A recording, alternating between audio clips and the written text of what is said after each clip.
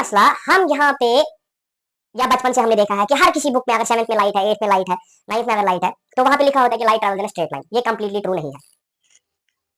Assalamu alaikum wa rahmatullahi wa barakatuhu, students. I hope you all are well.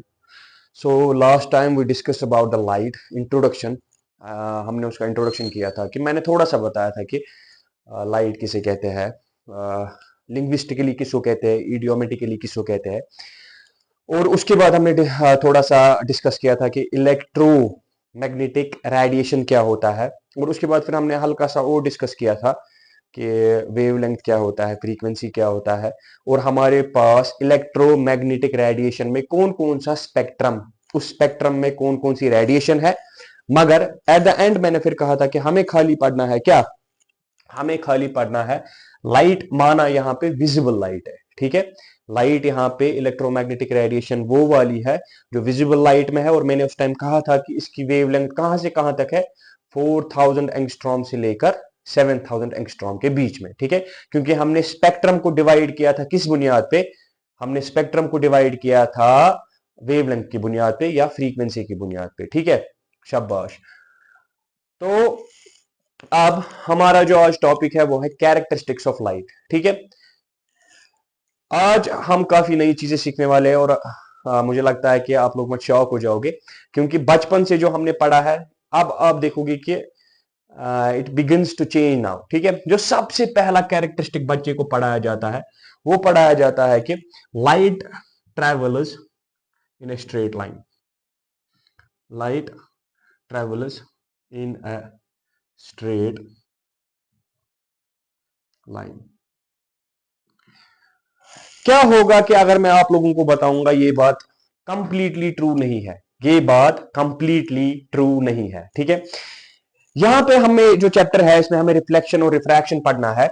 रहा मसला, हम यहां पे या बचपन से हमने देखा है कि हर किसी बुक में अगर 7th में लाइट है, 8th में लाइट है, 9th में अगर लाइट है, तो वहां पे लिखा होता है कि light travels in straight line. ये कंप्लीटली ट्रू नहीं है। अब ट्रू क्यों नहीं है हम इसमें देखेंगे, ठीक है। पहली बात, ये कहना कि लाइट जो है स्ट्रेट लाइन में ट्रेवल करती है, ये किसी हद तक सच है मगर पूरे हद तक सच नहीं है। क्यों नहीं है वो दूसरे कैरेक्टरिस्टिक में क्लियर हो जाएगा, ठीक है। मैं फिर एक साथ इनको डिफाइन करूंगा। जो दूसरा है वो है light has a dual nature. बात समझ आ रही है। और तीसरा है, क्योंकि ये जो सारे पॉइंट्स है ये इंटर रिलेटेड है, इसीलिए मैं पहले इनको नोट डाउन करूंगा ताकि आप भी नोट डाउन करो, उसके बाद में अच्छे से समझाने लगूंगा, ठीक है। इसके बाद जो तीसरा है हम इसे कहते हैं, जो हमने ऑलरेडी डिस्कस किया था जब मैंने इसकी डेफिनेशन पढ़ाई थी, light is a non mechanical wave and transverse wave.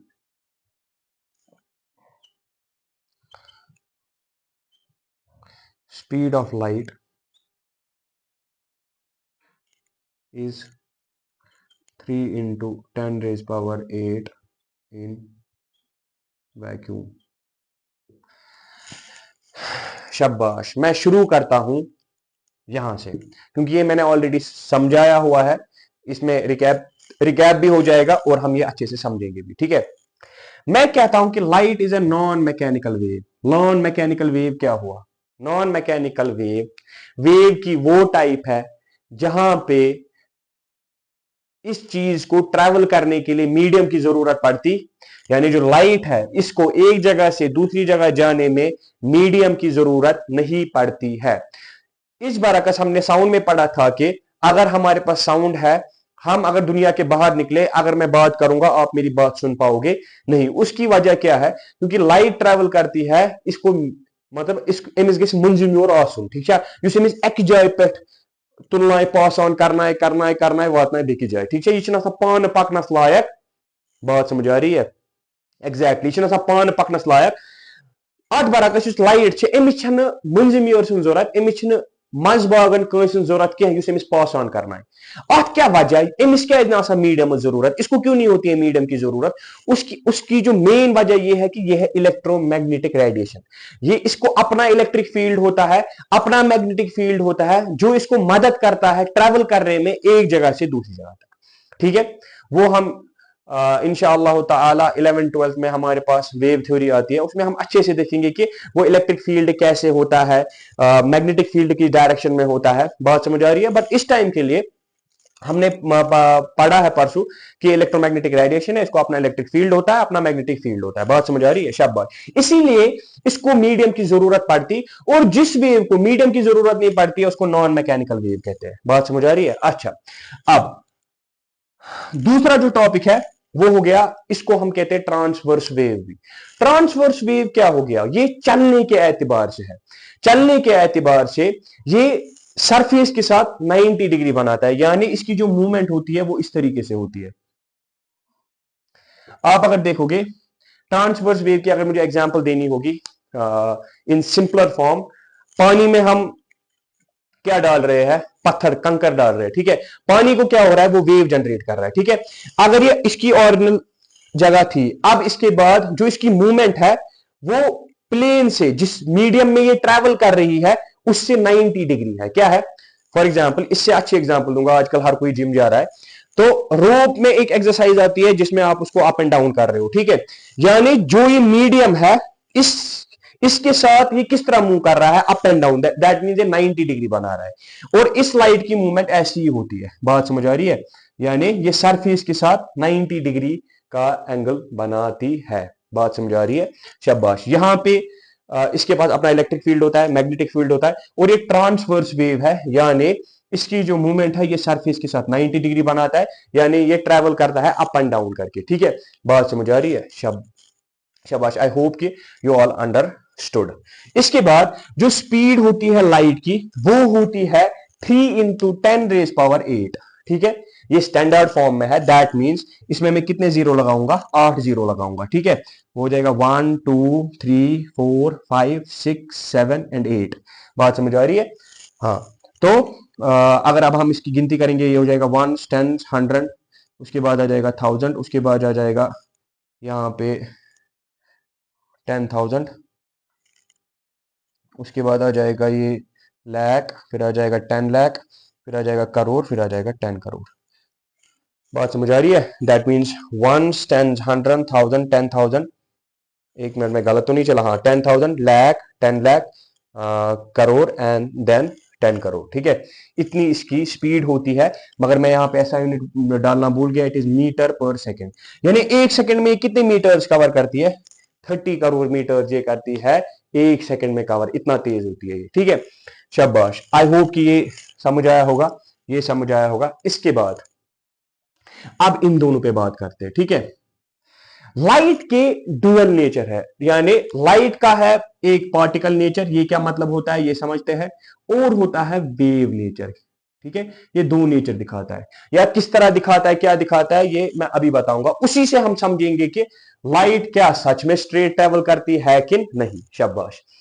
अब हमारे पास कुछ फिनोमिनाज हो रहे हैं। ठीक है, फिनोमिनाज क्या हो रहे हैं? रिफ्लेक्शन हो रही है, हमारे पास रिफ्रैक्शन हो रहे हैं जो हम आगे जाके पढ़ेंगे, या इसी तरह हमारे पास काफी फिनोमिनाज है, इंटरफेरेंस है, ठीक है, डिफ्रैक्शन है, जो हम जो इंशाल्लाह 11th और 12th की वेव थ्योरी जो है उसमें है। हमें इस टाइम मैं देख रहा हूं कि रिफ्लेक्शन में, यानी जब लाइट के आगे कोई ओपेक ऑब्जेक्ट आता है, लाइट बिहेव करती है एज पार्टिकल। क्या मतलब सर? मेरे पास एक पार्टिकल है, जब मैं इसको दीवार पे लगाऊंगा तो क्या हो जाएगा? ये बाउंस बैक करेगा। ये क्या करेगा? ये बाउंस बैक करेगा। दैट मींस यहां पे जो लाइट है ये अपने आप को शो कर रही है एज पार्टिकल। क्या कर रही है? Show as particle.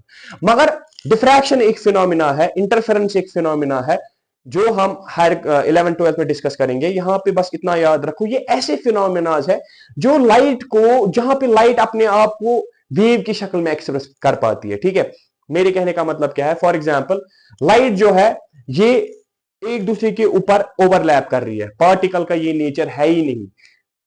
इंटरफेरेंस जो है वहां पे लाइट अपने आप को दिखाती है एज वेव की तरह, ठीक है।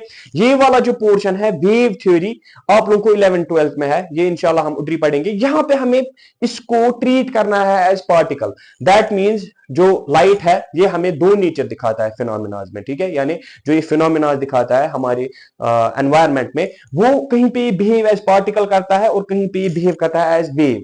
पार्टिकल हमें कैसे पता चला? जो हमें यहां पे फिनोमिना पढ़ने हैं, रिफ्लेक्शन या रिफ्रैक्शन, ठीक है, यहां पे ये बिहेव करता है एज पार्टिकल, ठीक है। यानी जब इसके सामने कोई ओपेक ऑब्जेक्ट आ जाता है तो वहां पे क्या मसला होता है, ये पार्टिकल जो है ये लाइट जो है पार्टिकल नेचर दिखाती है। मगर काफी जगह है जहां पे डिफ्रैक्शन है, इंटरफेरेंस है, ये कुछ ऐसे फिनोमिनाज है जहां पे अपने आप को किस शक्ल में दिखाता है, ये दिखाता है वेव की शक्ल में। इसमें साइंटिस्ट्स को इतना कंफ्यूजन, इतनी एक दूसरे के ऊपर एक ने एक थ्योरी दी, फिर एक ने एक थ्योरी दी, जब से फिर हमने इसको ट्रीट किया, हमने इसको देखा एज क्वांटम फिजिक्स का जब डिस्कवरी हो गई, लोगों ने फिजिक्स को क्वांटम फिजिक्स पढ़ना, ये फिजिक्स की एक ब्रांच निकली। ये क्या होता है हमें अभी तक नहीं है। हम 10th क्लास तक जो पढ़ते हैं ना, ये क्लासिकल फिजिक्स होती है। बात समझ आ रही है? यानी जो हम अपेरेंटली देख पाते हैं, जो रियल लाइफ में सेंस बनाता है, ठीक है। जब क्वांटम फिजिक्स फिर वजूद में आई, उधर पे हमें समझ आया कि असल में लाइट है क्या, ये पार्टिकल है, वेव है, क्या है। मगर इस टाइम हम इस कंक्लूजन पे है कि ये दोनों नेचर दिखाता है। कहीं पे दिखाता है पार्टिकल नेचर, कहीं पे दिखाता है वेव नेचर। बात समझ आ रही है? हमें 10th में पार्टिकल नेचर पढ़ना है, that is reflection and refraction, ठीक है। हमें ये दो फिनोमिना फिर आगे जाके अच्छे में पढ़ना है।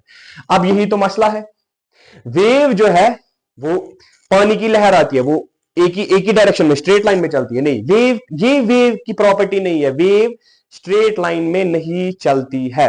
मगर अगर हम लाइट को ट्रीट करेंगे एज पार्टिकल, दैट मींस ये जो है इसको मीडियम की जरूरत भी नहीं है।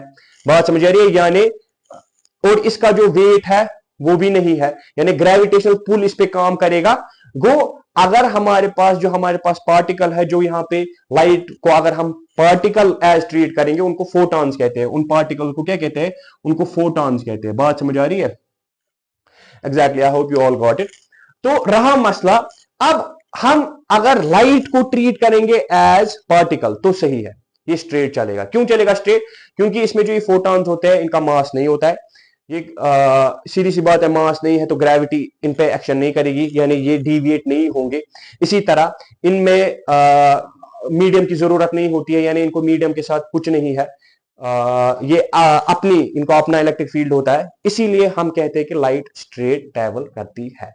बात समझ आ रही है? मगर हम इसको वेव ट्रीट करेंगे तो हम देखेंगे वहां पे ये कुछ और ही नेचर दिखा रही है। कितने मजेदार ये दो फिनोमिना, कितने मजेदार है। ये है 11th-12th जब में हम वेव को टच करेंगे, वहां पे हम इंशाल्लाह ये समझेंगे। ये था ये कुछ कैरेक्टरिस्टिक्स थे, ये कुछ सिफात थे किनके? लाइट के। आई होप कि आप सबको समझ आया होगा। इसके इंट्रोडक्शन का 3rd पार्ट आएगा, क्योंकि इसमें कुछ टर्मिनोलॉजीज है जो बच्चों को समझ नहीं आती है। समझ इन द सेंस की आती है बट नहीं पता होता है, तो वो हम इंशाल्लाह 3rd लेक्चर में कवर करेंगे।